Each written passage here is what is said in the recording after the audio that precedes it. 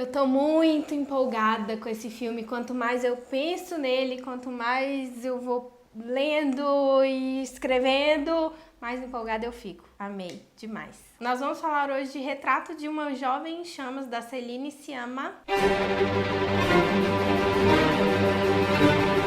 Muito mais do que um drama lésbico, esse é um filme incrível que trata de diversos assuntos muito importantes, questões de gênero, questões sobre classe, tem mitologia, que a gente adora falar aqui, e, é claro, que é um drama universal sobre o amor. Retrato de uma Jovem em Chamas se envolveu numa polêmica... meio esquisito falar isso, Foi né? envolvido. Ele foi envolvido numa polêmica sobre crítica e representatividade a partir de um texto do Inácio Araújo na Folha, que deu 2 estrelinhas em 5 para o filme. E o título da crítica dele era Filme de amor lésbico só se salva do fracasso no final. Um título extremamente reducionista que teve uma resposta da Marina Persson na própria Folha, em que ela disse: filme de drama lésbico não sensibiliza a maior parte do público masculino. E aí fez vários comentários sobre o olhar do homem, o olhar da mulher sobre filmes e, enfim, obras de arte em geral. No Twitter uma galera se marcou várias arroba, o Belotti e o Pablo Vilas principalmente foram lá falar que eles comentaram que era um dos melhores filmes do ano. A gente não vai se estender nessa polêmica, a gente fez um post no Instagram para falar justamente sobre isso, porque a gente acredita, como muita gente de bom senso, que não há um olhar natural, masculino ou feminino, sobre qualquer tipo de coisa. Obras de arte, então, menos ainda. A gente tem um olhar que é construído. E tá lá no Instagram o texto, quem quiser ler, vai lá, segue a gente vira e mexe, entra nas polêmicas lá também e fala muito mal do Bolsonaro também. Yeah, baby. Enquanto lá fora o mundo pegava fogo, dentro da sala de cinema a gente assistia essa história muito linda e eu me peguei pensando, mesmo no correr do filme, assim, na sensibilidade e na maneira da Céline de retratar a história da Heloíse e da Mariane. Para mim foi um pouco difícil não comparar com outras histórias que retratam o amor entre duas mulheres, especificamente histórias dirigidas, roteirizadas por homens. É muito difícil não comparar, por exemplo, com Azul é a Cor Mais Quente, que é um filme que foi muito polêmico, principalmente depois que surgiram as denúncias de abuso no momento da gravação. A gente pode perceber que existe realmente uma hipersexualização desse relacionamento lésbico no filme. Para resumir essa história, existe um conceito feminista chamado male gaze, que é um olhar meio objetificador, ou talvez totalmente, objetificador para o corpo das mulheres, que hipersexualiza as mulheres na representação de arte. E aí eu vejo que a Céline, nesse filme, consegue fazer o oposto. Ela vem com o conceito que é o female gaze, que a gente pode até desenvolver em outro momento. Se trata das personagens femininas com um olhar sensibilizado, respeitoso, fugindo dessa hipersexualização e como seres muito completos. Em Retrato de uma Jovem em Chamas existe para mim uma certa metalinguagem em relação a tudo isso que eu falei agora. Porque a gente tem a Heloíse que vai ser pintada e a Mariane que vai pintá-la. E só ela poderá fazer esse serviço, porque a Heloíse não quer se deixar ser pintada. Só uma mulher conseguiria fazer esse trabalho e eu vejo que para representar como foi representado nesse filme, a gente precisou da mão dessa mulher para poder fazer com tamanha sensibilidade, usando as vivências dela e toda a experiência que ela já teve na vida. O retrato que a Mariane está pintando é o grande conflito do filme, porque ele representa o empurrão da Heloíse para um casamento indesejado, um casamento que ela nunca quis e que ela está sendo obrigada a concretizar. E é muito curioso a gente pensar que o retrato, do modo como ele é apresentado para a gente no filme e do modo como ele era feito nesta época, século XVIII, na França, naquela sociedade daquele tempo, era enviado aos pretendentes antes dos pretendentes conhecerem as mulheres. Então tem uma materialização da objetificação das mulheres mesmo. Você transforma ela numa pintura, que não é a própria pessoa, obviamente, é um retrato dela pela visão de um artista, pela visão de um retratista, e que vai ser colocado em exposição para o cara definir se ele quer ou não se casar com tal pessoa. É o poder de escolha total para poder de escolha zero, né? A Mariane chega lá na ilha como uma profissional que vai fazer um retrato. E aí, a partir do momento em que ela vai percebendo a situação, eu acho que quando ela tem o primeiro contato que a irmã mais velha da Heloise se matou porque não queria se casar, e aí ela vai tendo contato, se aproximando. Antes mesmo delas terem um relacionamento amoroso, já é meio desconfortável para ela fazer esse trabalho. Ela começa a criar uma consciência meio de que o que ela está fazendo está contribuindo para esse destino super estranho e terrível para essa outra mulher. E apesar da Marianne parecer ter mais liberdade, a gente vai observando algumas prisões em que ela se encontra também, né? A Marianne dá um exemplo no filme sobre uma dessas barreiras que ela enfrenta, que é, por exemplo, não poder pintar homens nus. Conhecer a anatomia humana é algo muito importante para pintar retrato. Então, isso já era algo impeditivo para as mulheres na vida real, que foi retratado no filme. A Marianne era uma artista, mas ela era totalmente dependente do pai. Naquela época, existiam duas maneiras de uma mulher conseguir ser uma pintora. Ou ela era de uma família muito rica, mas que tinha pensamentos mais progressistas e que achavam que as mulheres poderiam mesmo pintar. E o outro caminho é ser filha de pintor. Era o caminho dela. É bom ressaltar que não era por falta de talento, era por falta de oportunidade e por essas barreiras que a gente vê, inclusive, no filme. Tem uma cena no final que é muito interessante, que é a exposição em que ela reencontra pela primeira vez a Heloise, pintada num quadro, e aí um cara elogia o quadro. Ah, seu pai tá ótimo, não sei o que. Ela fala, esse quadro é meu, eu que pintei. O tempo do filme é algo muito interessante porque a gente acompanha basicamente o tempo de um retrato. A gente acompanha um tempo bastante dilatado em que elas se envolvem e aquilo acaba melhorando cada vez mais a experiência de pintar. O retrato dependia delas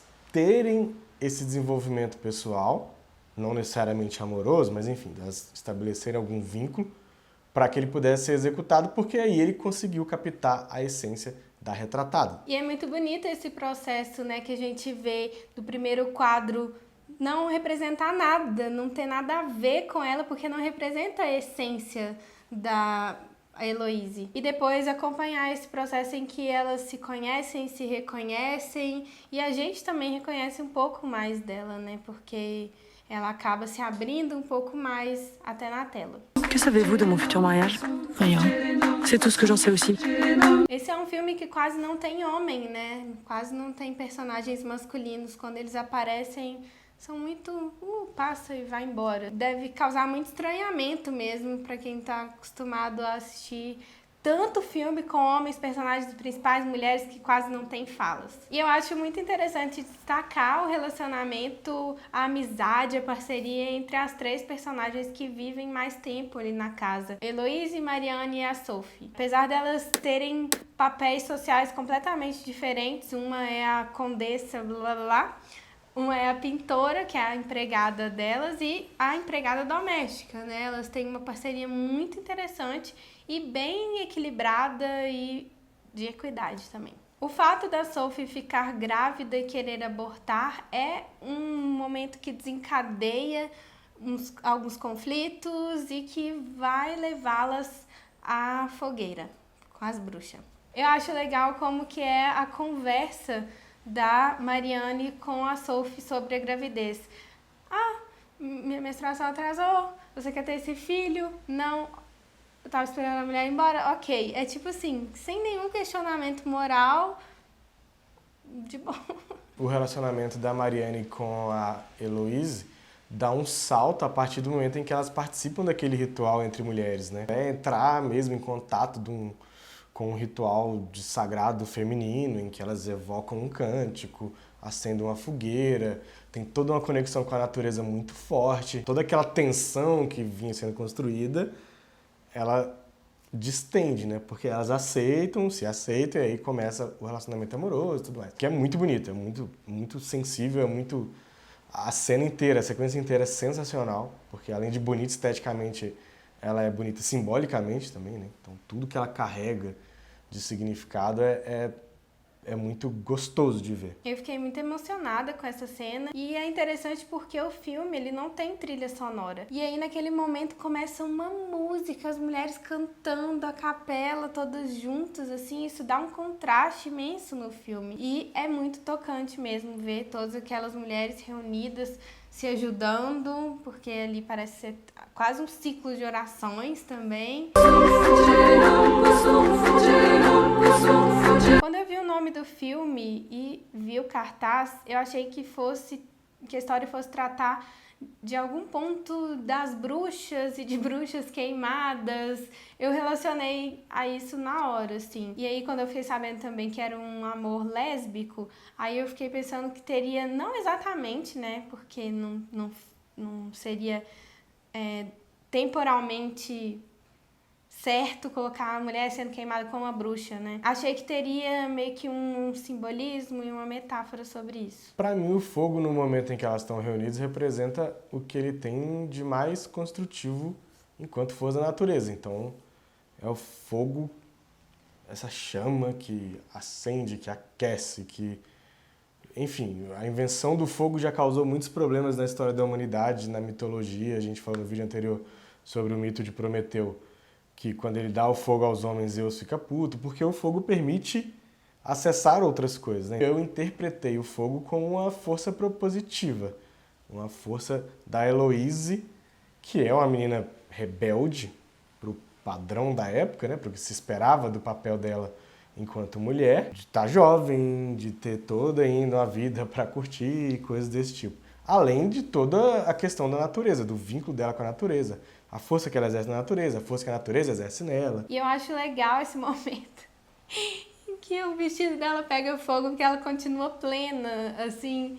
E aí é um momento engraçado, o filme tem esses momentos muito irônicos, assim, engraçados, né? Quel en est le titre? Portrait de la jeune fille en feu. Eu acho que a questão do aborto é uma questão que abre um leque imenso nesse filme, tanto pela parceria entre essas três mulheres, porque a Heloise e a Mariane vão ajudando a Sofia a tentar resolver a questão dela. Elas fazem alguns exercícios, elas vão atrás dos matos lá para fazer os chás. E tem um companheirismo muito grande, muito bonito nessa parte, né? E a gente chega até na parte da curandeira, da mulher que tem aquele saber ancestral e que pratica, você até falou, uma cirurgia, né? Ela era praticamente uma médica que estava passando o seu saber para ajudar uma mulher em momento de necessidade. As mulheres estão praticando aborto desde sei lá quando, assim, né? E se ajudando e sendo julgadas por isso, mas o filme não mostra isso, o que é, para mim, uma parte boa também. Várias mulheres que faziam esse tipo de coisa, não o aborto especificamente, mas que exerciam o que muita gente chama de curandeirismo, como a Bia falou, mas que nada mais era do que a medicina da época. Então ela faziam ungüentos, elas faziam poções, enfim. Várias dessas mulheres, quando cometiam erros, eram consideradas feiticeiras, e aí tinha a conotação ruim da palavra, né? Se desse certo, beleza, bola pra frente. Se desse errado, ah lá, bruxa. O saber da natureza, às vezes, era o mesmo que um homem tinha também. Um pouco da pecha de feiticeira, de bruxa, de magia negra, de algo que deu errado, que veio do demônio, tem vínculo com essa situação do erro. Você permitir ou não o erro dessas mulheres. Eu achei interessante colocarem a casa dessa parteira, dessa médica, com várias criancinhas, porque além de ter essa noção de abortista não gosta de criança, papa criancinha, as bruxas também tinham essa pecha de que matavam crianças, que sacrificava, e ela era ou mãe ou avó daquelas crianças, eu não sei. Corrobora dados sobre quem pratica aborto, né? Que até hoje, né? Mulheres casadas são quem mais praticam, mulheres... Que já têm filhos. Exato, então... É o oposto do que as pessoas imaginam, né? Mas é difícil porque as pessoas hoje em dia não acreditam em dados mesmo. No momento em que tá acontecendo ali a cirurgia, a Sophie pega na mão do bebezinho. Tipo, ela não odeia criança, ela só, nesse momento, não pode ter filho, não quer. O mito do Orfeu tá de volta, dessa vez acompanhado de Eurídice, a sua amada esposa. Eu achei muito da hora, porque eu adoro mitologia, e porque eu consegui depois ver uma interpretação muito curiosa, talvez possa ser uma grande viagem da minha parte, porque Eurídice, a história de Eurídice é muito trágica, muito triste. Ela basicamente era uma mulher muito bonita, se casa com Orfeu, e aí ela tem um destino muito trágico. Um cara fica perseguindo ela, um stalker da época da Grécia Antiga. E aí, pra se desvencilhar desse cara, ela pisa numa cobra que morde ela. E aí, Ela vai fugir e pisa na cobra, né? E aí a cobra morde e Eurídice morre. O Orfeu fica tristíssimo. O Orfeu vai lembrar aquele cara que tocava música lindamente. Ele conseguiu, inclusive, passar pelas sereias que encantavam marinheiros. A gente falou disso no Farol. E um detalhe é que esse filme tem uma relação muito forte com a música. Tanto na inexistência dela em alguns momentos, quanto no fato da Heloíse não conhecer música, só a música do convento, nunca viu uma orquestra. E tem aquele final em que ela assiste a uma ópera, ela tem o contato com aquela música que ela conversou anteriormente com a Marianne e ela se emociona muito. É um final perfeito. O que eu interpretei no filme? Além da literalidade que aparece o fantasma, a Eurídice é vítima de um destino muito trágico, de uma desgraça, por algo que não é culpa dela. Em vez do cara que estava atrás dela, enchendo o raio de saco, querendo pegar ela de qualquer jeito, sofreu algum destino trágico, quem sofre é ela. É meio como se ela fosse amaldiçoada por ser uma pessoa bonita. No caso do mito, tá, gente? Especificamente, sim. Tô falando que pessoas bonitas sofrem. No caso específico do mito. Henrique, eu sofro muito. Ela tem o problema de... Porque ela era bonita, ela era perseguida, então ela tem um destino trágico. No filme a gente tem a Heloíse no papel de Eurídice, no sentido de que ela não tem controle do próprio destino mesmo. Ela vai se casar super jovem com um cara que ela nunca viu na vida, porque ela não tem nenhum afeto, e isso está completamente independente do desejo dela. Mais ou menos como a Eurídice. A Eurídice não queria morrer por conta daquilo, é óbvio que não, ninguém quer morrer por conta disso. Mas o destino dela está completamente fora das mãos dela. Nem no último momento, quando ela está voltando, ela tem controle. Todo o controle está na mão do Orfeu. Se o Orfeu se virar, ela volta a ser um fantasma, ela volta a morrer. Se o Orfeu não se virar, ela vai ter uma perspectiva de vida na Terra novamente. E as duas estão sendo punidas por serem mulheres. Retrato de uma Jovem em Chamas tem uma particularidade que é uma história de amor que mostra ali um par vivendo em equidade, em igualdade, vamos dizer. Quando a gente pensa na Heloíse e na Marianne, elas não têm nenhuma dominação entre elas, não tem dominação de gênero, obviamente são duas mulheres ali vivendo um relacionamento amoroso, não tem dominação de classe social, não tem conflito por causa dessas questões, também não tem uma dominação intelectual entre um e outro, mesmo uma tendo a profissão e a outra tendo vivido no convento, enfim, não existe conflito. E a Celine falou muito sobre isso em entrevista e falou que essa era uma vontade dela de mostrar um relacionamento assim. É meio que uma nova perspectiva para uma representação de uma história de amor, porque a gente vê realmente muitos conflitos e que envolvem isso também, principalmente quando tem um relacionamento heterossexual. Aí, por exemplo, uma questão de ciúme, que já vem de uma questão de gênero. É muito difícil a gente ver uma história que vai tratar um par romântico com igualdade. É isso, acabou. Até o próximo vídeo. Não sei quando vai ser. Assistam este filme, que é maravilhoso. Retrato de uma Jovem em Chamas. Infelizmente foi esnobadão mesmo, mas as pessoas... É isso aí, às vezes conseguem, às vezes não conseguem indicações. O que importa é que o filme é muito bom. Toda vez no final do vídeo que a gente dá um monte de spoiler, você fala, assista. Muito engraçado. Então, tchau. Não vai falar.